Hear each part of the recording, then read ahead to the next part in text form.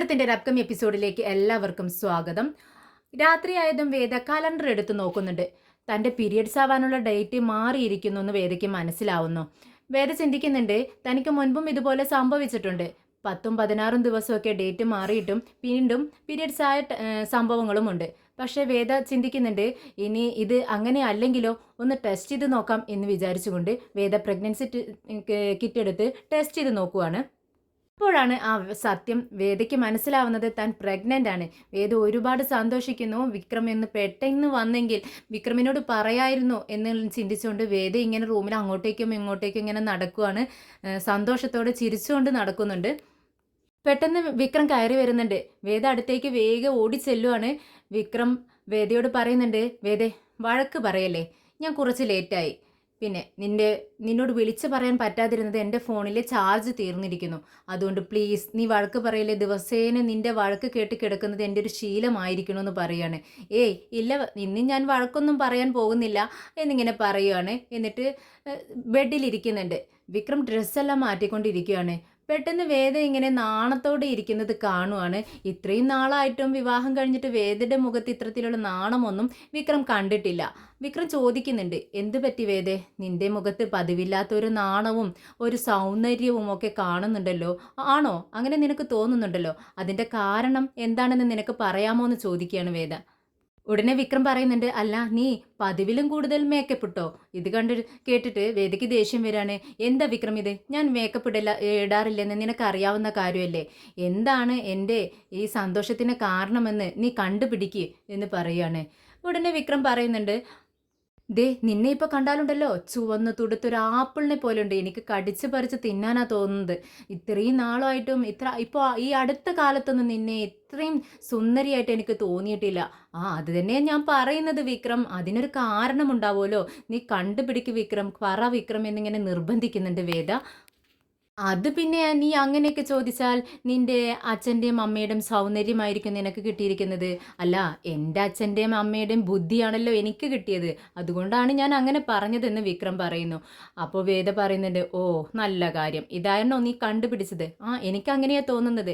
വേദ വിക്രമിനെ കൊണ്ട് ഇത് പറയിക്കാനായി കുറേ നോക്കുന്നുണ്ട്. പക്ഷേ വിക്രം ആ ഒരു ഏരിയയിലൂടെ പോലും വരുന്നില്ല, അങ്ങോട്ട് അടുക്കുന്നേ ഇല്ല. വേദയ്ക്ക് ദേഷ്യം വരുന്നുണ്ട്, സങ്കടം വരുന്നുണ്ട്, വിഷമം ഒക്കെ ആയി തലയ്ക്ക് കൈ കൊടുത്തോണ്ടിരിക്കുകയാണ്. വിക്രം, ഞാൻ നിന്നെ പറ്റിയിട്ട് എന്തൊക്കെ വിചാരിച്ചു എന്നറിയാവോ? നീ എല്ലാം തെറ്റിച്ചു. ദൈവമേ, ഇത്രയും വിവരമില്ലാത്തൊരു മനുഷ്യനെയാണല്ലോ നീ എനിക്ക് ഭർത്താവായി തന്നത് എന്നൊക്കെ പറഞ്ഞുകൊണ്ട് തലയ്ക്ക് കൈ കൊടുത്തോണ്ട് ഇങ്ങനെ ഇരിക്കുകയാണ്. ഇത് കണ്ടിട്ട് വിക്രം ചോദിക്കുന്നുണ്ട്, അല്ല വേദേ, ഇത്രമാത്രമൊക്കെ പറയാനായിട്ട് ഞാൻ ഒന്നും പറഞ്ഞിട്ടില്ലല്ലോ, നീ എന്തിനാ ഇങ്ങനെ കിടന്ന് വിലപിക്കുന്നത്? എന്താ കാര്യമെന്ന് നീ തന്നെ പറ. ഇത് കേട്ടൊരു വേദ പറയുന്നുണ്ട്, ദേ വിക്രം, എന്നെ തൊട്ടു പോകരുത്, നീ അങ്ങ് മാറിക്കിടക്ക്, എനിക്ക് ഉറക്കം വരുന്നു എന്ന് പറഞ്ഞുകൊണ്ട് പെട്ടെന്ന് ബെഡിൽ കിടക്കുകയാണ്. വേദയുടെ ഈ ദേഷ്യമൊക്കെ കണ്ടിട്ട് വിക്രം പെട്ടെന്ന് അങ്ങ് നീങ്ങിക്കിടക്കുകയാണ്. എന്നിട്ടിങ്ങനെ ചിന്തിക്കുന്നുണ്ട്, അല്ല ഇവൾ ഇത്രമാത്രം വിഷമിക്കുന്നത് എന്തിനായിരിക്കും? എനിക്കൊന്നും മനസ്സിലാവുന്നില്ലല്ലോ, എന്തായിരിക്കും കാര്യം? ഇവളെന്താ ഒന്നും പറയുന്നുമില്ലല്ലോ എന്നൊക്കെ ഇങ്ങനെ വിക്രം ചിന്തിക്കുന്നുണ്ട്. എന്നാൽ തിരിഞ്ഞു കിടന്ന് വേദ ചിരിക്കുകയാണ്. വിക്രമിന് ഇതൊന്നും മനസ്സിലാവുന്നില്ലല്ലോ, പക്ഷേ വിക്രമിനെ വായിൽ നിന്ന് തന്നെ വിക്രമിനെ കൊണ്ട് തന്നെ ഇത് പറയിക്കണമെന്നും വേദയ്ക്കൊരു വാശി. അതുകൊണ്ട് തന്നെ ഉറങ്ങുന്നത് വരെ വേദ ഇത് പറയുന്നില്ല. പിറ്റേന്ന് രാവിലെ തന്നെ ഓട്ടോ സ്റ്റാൻഡിലേക്ക് എത്തുവാണ് രാധയെ സ്നേഹിക്കുന്ന പരമു. അങ്ങനെ രാധയെ കാണുന്നില്ല, രാധയുടെ വണ്ടിയും കാണുന്നില്ല. പരമു അവിടെ ഒരുപാട് വെയിറ്റ് ചെയ്യുന്നുണ്ട്. അപ്പുറത്തുള്ള ഓട്ടോക്കാരോടൊക്കെ ചോദിക്കുന്നുണ്ട്, എത്ര മണിക്കാണ് രാധ എത്താറുള്ളത് എന്നൊക്കെ ചോദിക്കുമ്പോൾ അവർക്ക് അറിയില്ലെന്ന് അവർ പറയുന്നുണ്ട്. കുറച്ച് സമയം കഴിഞ്ഞ് ഈ സമയത്ത് വരാറുള്ളതാണ്, ഇന്ന് എന്താണെന്ന് അറിയത്തില്ല, ഇത്രയും ലേറ്റ് ആവുന്നു എന്ന് പറയുന്നുണ്ട്. അങ്ങനെ പരമു ഒരുപാട് ടൈം അവിടെ നിൽക്കുന്നുണ്ട്, പക്ഷേ കാണുന്നില്ല. പരമു പോകുന്നുണ്ട് അവിടെ നിന്നും. പിന്നീട് നേരെ ചെല്ലുന്നത് പരമു നമ്മുടെ രാധയുടെ വീട്ടിലേക്കാണ്. അമ്മയെ കാണുന്നുണ്ട്. അമ്മ പരമുവിനെ കണ്ടതും ഇങ്ങനെ ചിന്തിക്കുന്നുണ്ട്, അല്ല ഇവനും രാധയും തമ്മിൽ എന്താണ് ബന്ധം? എനിക്ക് മനസ്സിലാവുന്നില്ലല്ലോ. അവളെ ഇഷ്ടമാണെന്ന്, അവൻ വിവാഹം കഴിക്കാൻ ആഗ്രഹമുണ്ടെന്നും വീട്ടിൽ കയറി വന്ന് അവൻ പറഞ്ഞു.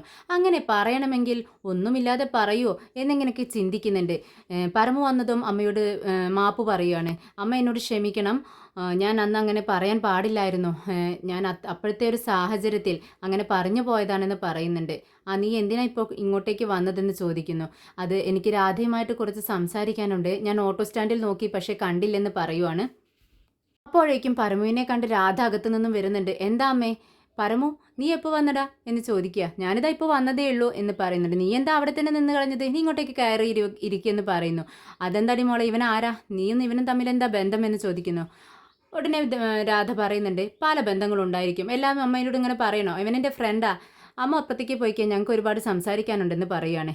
ആ, സംസാരിക്കുന്നതൊക്കെ കൊള്ളാം, എൻ്റെ മോളെ വിഷമിപ്പിച്ചാലുണ്ടല്ലോ എൻ്റെ സ്വഭാവം മാറുമെന്ന് പരമനോട് പറയുന്നുണ്ട്. അങ്ങനെ അമ്മ അകത്തേക്ക് കയറി പോവാണ്. രാധയും പരമും തമ്മിൽ കാണുന്നുണ്ട്. അവർ തമ്മിൽ കാണുന്ന സമയത്ത് അവർക്ക് രണ്ടുപേർക്കും നാണം വരുവാണ്. രണ്ടുപേർക്കും എന്താണ് സംസാരിക്കേണ്ടതെന്നും അറിയുന്നില്ല. പരസ്പരം നോക്കി നിൽക്കുവാണ് രണ്ടുപേരും. ശ്രീനിവാസൻ സാറിൻ്റെ മകളെ സ്നേഹിക്കുന്ന പയ്യൻ അവരുടെ വീട്ടിലേക്ക് വരുവാണ്. ഗ്യാസ് സപ്ലൈ ചെയ്യാൻ വരുന്ന ആളെ പോലെയാണ് വരുന്നത്. ഒരു ഗ്യാസും കുറ്റി എടുത്തിട്ടുണ്ട്. അങ്ങനെ അവിടെ വീട്ടിൽ വെച്ചുകൊണ്ട് കിച്ചണിൽ വെച്ച് കൊടുക്കുവാണ്. അങ്ങനെ കാലിക്കുറ്റിയുമായി വരുന്ന സമയത്ത് റൂമിൽ നിന്നും ഇറങ്ങി വരുന്ന അദ്ദേഹത്തിൻ്റെ മകൾ ഇറങ്ങി വരുന്നുണ്ട്. ഇവനെ കണ്ടതും ആകെ അമ്പരന്ന് നിൽക്കുകയാണ്. നീ എന്താ ഇവിടെ എന്ന് ചോദിച്ച് അവൻ്റെ കയ്യും പിടിച്ചുകൊണ്ട് റൂമിലേക്ക് ഓടുകയാണ് അവൾ. എന്നിട്ട് വാതിൽ ലോക്ക് ചെയ്തിട്ട് ചോദിക്കുന്നുണ്ട്, അല്ല നീ എന്ത് ധൈര്യത്തിലാണ് ഇങ്ങോട്ടേക്ക് കയറി വന്നത്? അതെന്താ, എനിക്ക് ഇങ്ങോട്ടേക്ക് വരാൻ പാടില്ലേ? നീ എത്ര ദിവസമായി കോളേജിലേക്ക് വന്നിട്ട്? ഞാൻ പോയി അന്വേഷിച്ചു, അപ്പം നീ ലീവാണെന്ന് പറഞ്ഞു. എനിക്ക് നിന്നെ ഒരു നിമിഷം പോലും, ഒരു ദിവസം പോലും കാണാതിരിക്കാൻ പറ്റത്തില്ല. ഓ, നിന്നോട് എത്ര പറഞ്ഞാലും എന്താടാ നിനക്ക് മനസ്സിലാവാത്തത്? ദേ, നീ ഇങ്ങോട്ട് കയറി വന്നത് ആരെങ്കിലും കണ്ടാലുണ്ടല്ലോ, നിന്റെ കഥ കഴിക്കും.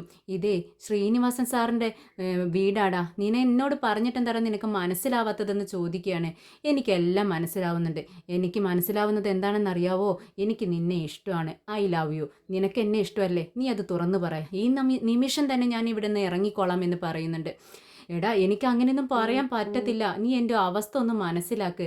നീ പെട്ടെന്ന് തന്നെ ഇവിടെ നിന്നും ഇറങ്ങിപ്പോ എന്ന് പറയാണ്. പറ്റത്തില്ല, നീ അത് പറഞ്ഞാൽ മാത്രമേ ഞാൻ ഇവിടെ നിന്നും ഇറങ്ങി പോകത്തുള്ളൂ. അപ്പോഴേക്കും മോളെ എന്ന് പറഞ്ഞുകൊണ്ട് ഡോറിൽ തട്ടുന്ന സൗണ്ടാണ് ഇവൾ കേൾക്കുന്നത്. അപ്പോഴേക്കും അയ്യോ അമ്മ വന്നു, അയ്യോ അമ്മ വന്നു, നീ അങ്ങോട്ടേക്ക് മാറി എന്ന് പറഞ്ഞ് കട്ടിലിനടിയിൽ ഇവനെ ഒളിപ്പിക്കുന്നുണ്ട്. അപ്പോഴേക്കും ഗ്യാസും കുറ്റി അവിടെ ഇരിക്കുന്നത് കാണുകയാണ്. അതിന് മുകളിലേക്ക് ഒരു പുതപ്പ് എടുത്തിടുവാണ്. പെട്ടെന്ന് ചെന്ന് ഡോറ് തുറന്നു കൊടുക്കുന്നുണ്ട്. എന്താണമ്മേ? ആ, പിന്നെ നിൻ്റെ അലക്കാനുള്ള തുണികളൊക്കെ എവിടെ? അത് എടുക്കാൻ വേണ്ടി വന്നതാ. എൻ്റെ പൊന്നമ്മേ, അലക്കാനുള്ള തുണികളൊന്നുമില്ല. നീയല്ലേ ഉണ്ടെന്ന് പറഞ്ഞിരുന്നത്? അതൊക്കെ ഞാൻ പിന്നെ എടുത്തു തരാം അമ്മേ, ഞാൻ പഠിച്ചുകൊണ്ടിരിക്കുകയല്ലേ.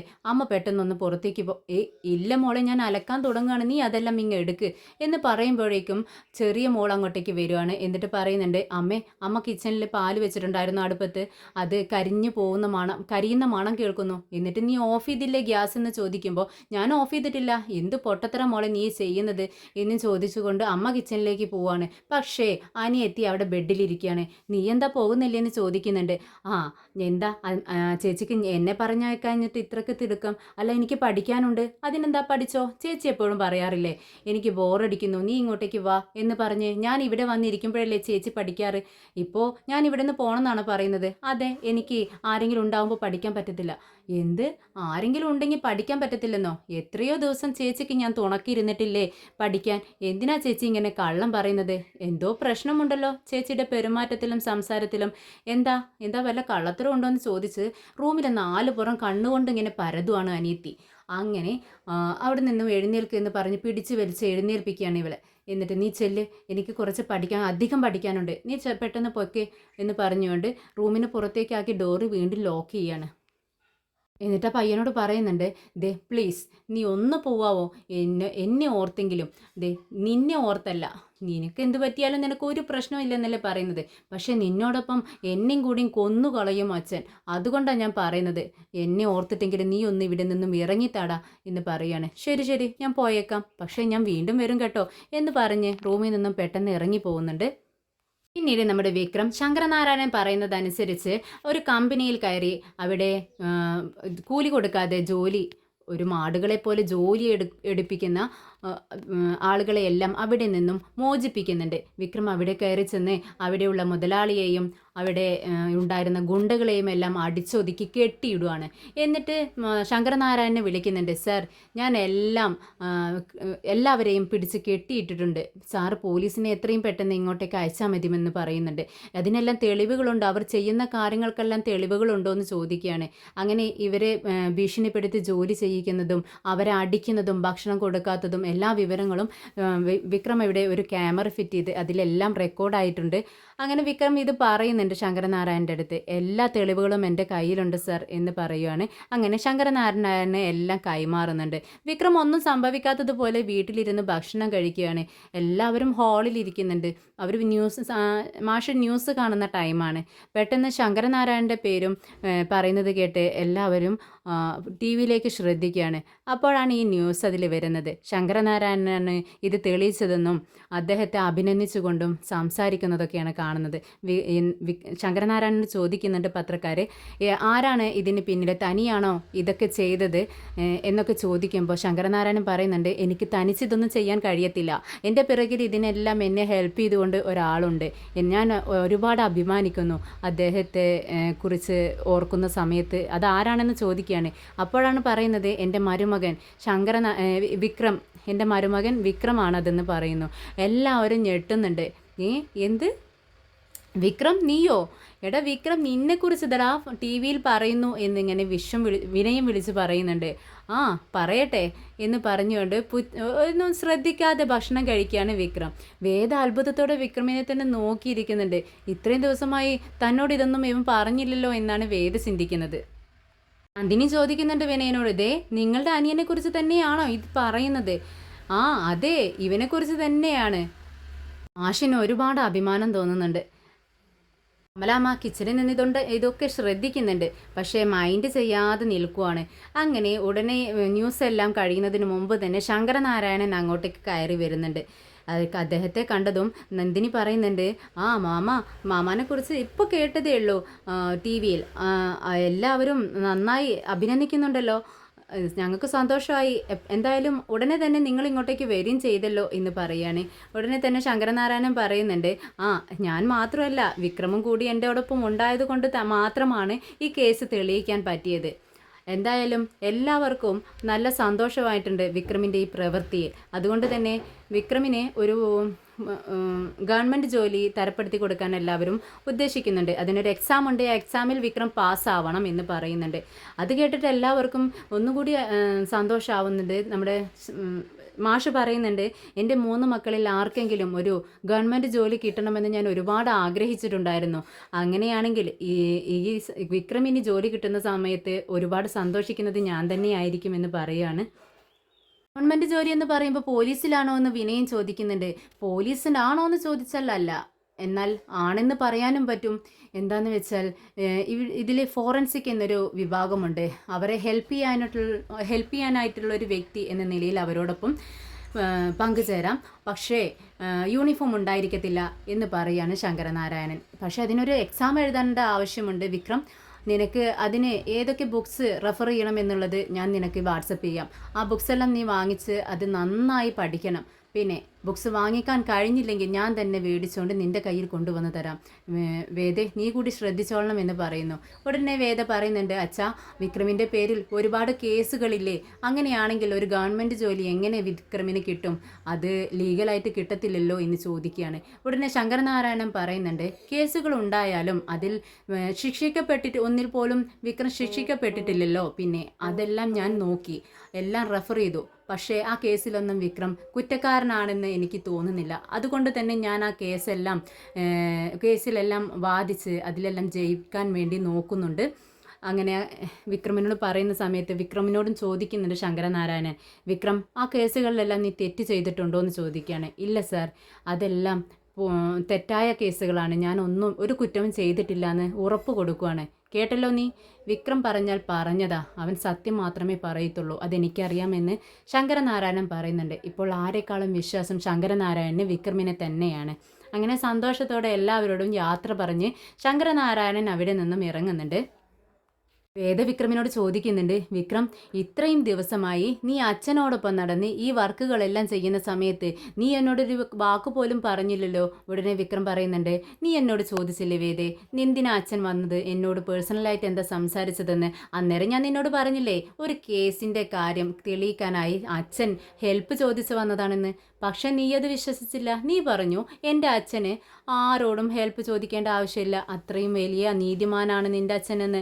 പക്ഷേ നീ വിശ്വസിച്ചോ ഞാൻ പറഞ്ഞതെന്ന് ചോദിക്കുമ്പോൾ വേദ പറയുന്നുണ്ട്, ഓ അങ്ങനെയായിരുന്നോ, ഞാൻ അത്രയ്ക്ക് ചിന്തിച്ചില്ല വിക്രം. എന്തായാലും അച്ഛന് നിന്നെ ഒരുപാട് ഇഷ്ടമായിരിക്കുന്നു. എന്നേക്കാൾ കൂടുതൽ ഇപ്പോൾ അച്ഛന് നിന്നെയാണ് ഇഷ്ടം എന്ന് പറയുന്നു. അതിൽ നിനക്ക് അസൂയുണ്ടോ എന്ന് ചോദിക്കുമ്പോൾ ഇല്ല, എനിക്ക് സന്തോഷം മാത്രമേ ഉള്ളൂ എന്ന് പറയുന്നുണ്ട് വേദ. പിന്നീട് മാഷ് കമലാമ്മയെ അടുത്തേക്ക് വിളിക്കുകയാണ്. എന്താണെന്ന് ചോദിച്ചുകൊണ്ട് കമലാമ്മ അടുത്ത് വന്നിരിക്കുന്നുണ്ട്. നീ കേട്ടില്ലേ, ഇവിടെ നടന്ന സംഭവങ്ങളൊക്കെ നീ കണ്ടില്ലേ എന്ന് ചോദിക്കുകയാണ്. എന്താ ഇത്ര കാണാൻ മാത്രം ഇവിടെ ഉണ്ടായതെന്ന് ചോദിക്കുന്നുണ്ട്. എന്താ നിനക്ക് ചെവി ഉണ്ടായിരുന്നില്ലേ കമലം? ദേ നമ്മുടെ മകന് ഒരു നല്ല വ്യക്തിയാവാനും അവന് നല്ലൊരു ജോലി കിട്ടാനും ഒരു ഗവൺമെൻറ് ജോലി കിട്ടാനും വേണ്ടി ഞാൻ എത്ര ആഗ്രഹിച്ചിട്ടുണ്ടെന്ന് നിനക്കറിയാവുന്നതല്ലേ. അതെന്തായാലും നടക്കാൻ പോവാണ്. ശങ്കരനാരായണൻ അതെല്ലാം നിൻ്റെ മകൻക്ക് നേടിക്കൊടുക്കാൻ പോകുന്നു എന്ന് കേൾക്കുമ്പോൾ കമലാമ്മ പറയുന്നുണ്ട്, അതിന് ഞാനെന്ത് വേണം? എന്ത് നിനക്ക് എന്ത് വേണമെന്നോ? നിനക്കതിലൊട്ടും സന്തോഷമില്ലേ കമലം? എനിക്കൊട്ടും സന്തോഷമില്ല. ഞാനെന്തിനു സന്തോഷിക്കണം? അദ്ദേഹം എൻ്റെ മകനെ കൊലയ്ക്ക് കൊടുക്കാൻ വേണ്ടി കൊണ്ടുപോയതല്ലേ. അവനെ അവിടെ വെച്ച് ആ ഗുണ്ടകൾ എന്തെങ്കിലും ചെയ്തിരുന്നു എങ്കിൽ നമുക്ക് നമ്മുടെ മകനെയല്ലേ നഷ്ടപ്പെടുമായിരുന്നുള്ളൂ. അദ്ദേഹത്തിൻ്റെ മകനെ തന്നെ അങ്ങോട്ടേക്ക് വിടാമായിരുന്നില്ലേ? എന്തുകൊണ്ട് അദ്ദേഹം ചെയ്തില്ല എന്ന് പറയുന്നു. ഇത് കേട്ടിട്ട് മാഷ് പറയുന്നുണ്ട്, ദേ വിക്രമിനെ കൊണ്ട് സാധിക്കുന്ന കാര്യങ്ങൾ മാത്രമല്ലേ വിക്രമിനോട് പറയാൻ പറ്റത്തുള്ളൂ. അദ്ദേഹത്തിൻ്റെ മകനെ കൊണ്ട് സാധിക്കില്ല, അതുകൊണ്ടാണ് അങ്ങനെ ചെയ്തത്. നീ എന്താണ് ഇതിനെ പോസിറ്റീവായി ചിന്തിക്കാതെ ഇങ്ങനെയൊക്കെ പറയുന്നത് എന്ന് പറയുമ്പോൾ കമലാമ്മ പറയുന്നുണ്ട്, എനിക്കൊന്നും കേൾക്കണ്ട. എനിക്കറിയാം ഇതൊക്കെ എന്തിനു വേണ്ടിയാണ് ഇവർ ചെയ്യുന്നതെന്ന്. പതുക്കെ പതുക്കെ നമ്മുടെ മകനെ അങ്ങോട്ടേക്ക് വിളിച്ച് അവിടെ താമസിപ്പിക്കാനുള്ള, അവരുടെ വരുതിക്ക് വരുത്താനുള്ള ഐഡിയകളാണ് ഇത്. നിങ്ങൾ പറയുന്നുണ്ട് വേദ വന്നതുകൊണ്ടാണ് അവൻ മാറിയതെന്ന്. അവന് അത് പറയിപ്പിച്ചില്ലേ? ഇത്രയും കാലം ഞാൻ അവനോട് നല്ലത് മാത്രമേ അവന് പറഞ്ഞു കൊടുത്ത് അവനെ വളർത്തിയിരിക്കുന്നത്. എൻ്റെ വാക്ക് കേട്ട് അവൻ മാറിയിരുന്നെങ്കിൽ എല്ലാവരും അത് പറയുമായിരുന്നില്ലേ? പക്ഷേ ഇപ്പോൾ അവൾ പറഞ്ഞു അവൻ്റെ സ്വഭാവം മാറി എന്ന് പറഞ്ഞുകൊണ്ടല്ലേ നിങ്ങളെല്ലാം അവളെ പുകഴ്ത്തുന്നത്. ഇപ്പോൾ ഞാൻ ആരായി? അവൻ്റെ അമ്മയായ ഞാൻ ആരായി എന്ന് ചോദിക്കുകയാണ്. ഇത് കേട്ടിട്ട് മാഷ് പറയുന്നുണ്ട്, ഇതിന് മറുപടി ഞാൻ എന്ത് പറയാനാ